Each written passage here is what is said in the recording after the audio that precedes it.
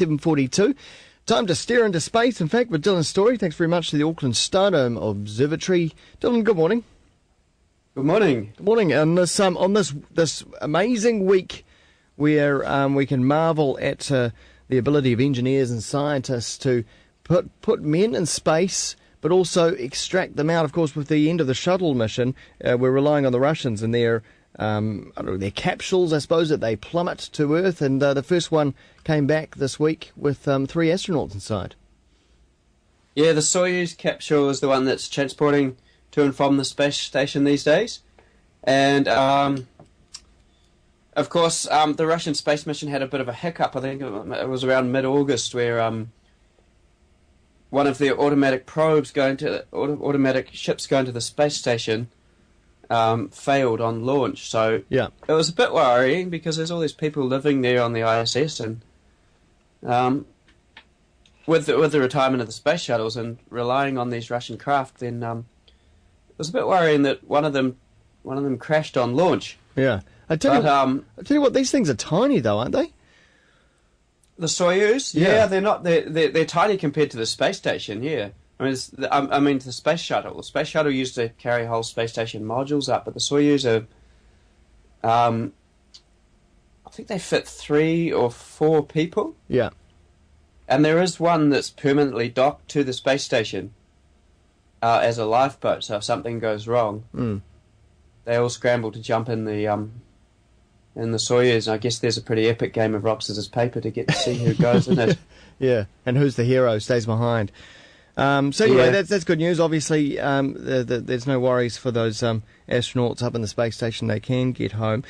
But here in New Zealand, it's been seen as possibly a bad omen for whoever's ruling at the time. Well, that's what the ancients used to say. But a solar eclipse today.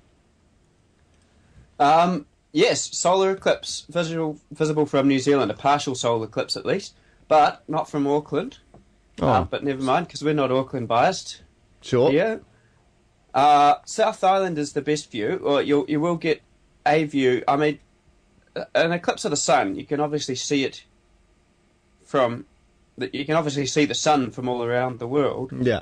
And longitude. New Zealand's all basically on similar longitude, so the difference is that the eclipse will happen as the sun is setting. And because we're at a higher latitude here in Auckland, in the north, the sun will already be set before the eclipse starts. Oh, I see. But if you go south down the island, the curve of the Earth, you start to curve away from the equator even more. So well, the sun will set later. In the summer, the sun sets way later down in Invercargill than Auckland, doesn't it? Yeah, exactly. Yeah. If you imagine us sort of being on a sphere, and then the further round you get, the sort of lower the angle of the sun is going to be, so the longer it's going to stay up in the summer. Yeah. So anyway, there's a line, it goes roughly from Kawhia through to Napier, which is anywhere south of there, the eclipse will be visible at least for a little while. Now, you may think that Kawhia to Napier is not a flat line across the island. True. Napier's much lower, but remember you're dealing with shadows projected onto a curved surface, curved in 2 directions, such as a sphere. So it's quite a complex shadow, the shadow of the moon when it goes on the Earth. Yeah. And the fact that the moon itself is curved. Right. So it's quite tricky working out where these shadows land. Yeah, I was going to say there's a few calculations. If you have to get the compass out to work out that one. Okay, so is it a full eclipse or a partial? What is it? No, it's just a partial. So it will skim over the whole Antarctic region of the Earth. Yeah. The eclipse will start at 8 p.m. So if you're in the South Island, you would see the sun low on the horizon at 8 p.m. and it will be at maximum eclipse at 8:40. And the further south you are, then the better you're going to see that at 8:40. And how much of the sun? I mean, so when you say partial, is there a percentage of the sun? There is. Quarter, half, 3/4? I did have that just over 90%. Oh, well, that's heaps, though.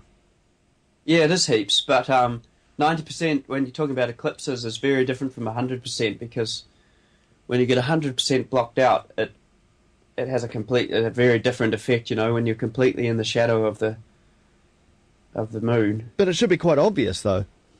Yeah, it'll be obvious. Yep, there'll be a big slice out of the sun's disk missing. I remember the last solar eclipse from Auckland. Yeah. It's really cool because you can project the image of the sun onto things through holes, like a pinhole camera. You can make pinhole cameras out of anything. You can just get a piece of cardboard, put a hole in it, put it up to a wall, and you'll be projecting a picture of the sun on the wall, and you can see the slice coming out of it, the slice getting bigger. Huh, that's cool. And then you start to notice these pinhole cameras everywhere occurring naturally. Because last one I was at the Stardome, and we're out in the courtyard, and there were all these flax plants. Yeah. And the flax leaves have these little holes in them. And all the little holes in the flax, and there's the kiakia plants there too, and all the little holes in the leaves started becoming pinhole cameras and projecting the eclipse onto the wall. Wow, that's really amazing. You can imagine, though, then the ancient peoples, no wonder they freaked out about all the stuff if you saw all this natural stuff going on around you and it was really unusual. Well, you start to notice all this phenomenon that you don't normally notice. Yeah. The natural projection of light. Well, that's pretty special. No doubt there'll be photography enthusiasts all around the South Island will be scrambling for the best vantage point. That's right. Now, I should include a disclaimer with this. Don't look at the sun. Even though it's low on the horizon, it can hurt your eyes. It can cook your retinas. Even when it seems like you can look at it because it's going through all that atmosphere and it, on the sunset, it is dangerous. So if you're looking at the eclipse, you need to look at it through a special lens and not just a pair of sunglasses, but something like a welding mirror, something really thick, some sort of approved solar viewing. Come on, Dylan. How many people Seriously? have welding things? That's welding Well, fields. I mean, you can get hold of a welding mask pretty quickly. Most small towns have Come one. on, a good pair of Ray-Bans, that's all you need. Go on. Well, don't blame me. But that pinhole camera thing that I was just describing, it's not going to work so well because of the sun being on the horizon, but you should be able to get some effect. So just poke a hole in a piece of cardboard and project it on something, and you'll be able to see that bite being taken out of the sun. Yeah. Getting bigger and bigger between 8 o'clock and 8:40. Great. And there's a lunar eclipse coming up as well, yeah? Lunar eclipse coming up, December the 10th. This is a full lunar eclipse.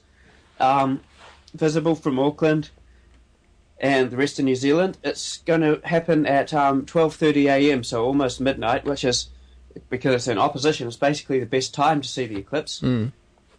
Stardome Observatory will be viewing it with telescopes. Yep. And they're also doing a special showing of the Pink Floyd visualized show Dark Side of the Moon. Sweet. Which will be happening at midnight, which goes for 43 minutes if my memory serves me. Yeah. And so then it would be go out into the courtyard and look at the eclipse through the telescopes. Yeah. Sounds like a lot of fun. Well, enjoy the eclipse this afternoon if you're in the right part of the country for that. And who knows, it could really shake things up in the polls overnight.